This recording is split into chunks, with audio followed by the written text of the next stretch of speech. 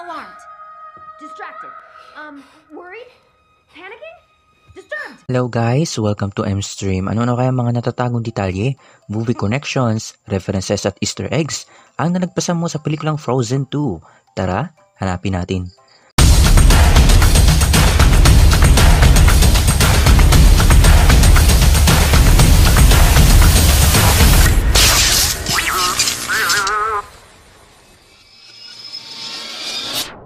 Before we begin, you can comment down below to join in my custom shoutout. Ang istorya ng Frozen 2 ay kung saan si Elsa ay nakakarinig ng boses na mula sa malayong lugar. Kasama niya sina Kristoff, Sven, at ang kapatid niyang si Anna, gayon din si Olaf. Upang hanapin ang boses na ito na maghahantong sa pagkakadiscovery ng ilan sa mga elements at ang istorya na tumatawag sa kanya. Unahin ko na dyan si Dumbo, narin si Baymax,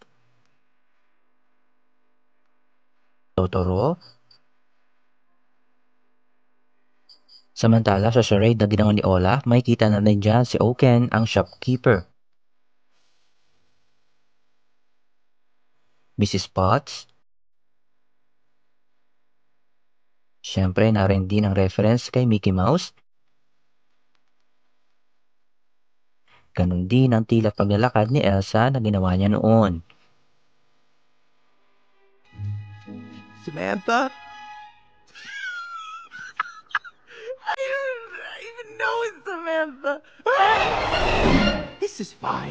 Lamang itong reference sa meme na ito. Makakakita muli tayo ng Hidden Mickey.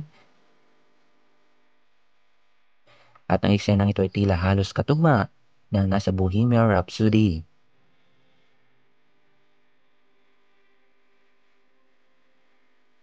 Itong M-Stream patuloy ang suporta sa aking channel. Please help me grow and don't be shy to leave a like, share and subscribe ka na para hindi mo malagpasan ng mga content tulad dito. Dito lang yan sa M-Stream. I'll see you around.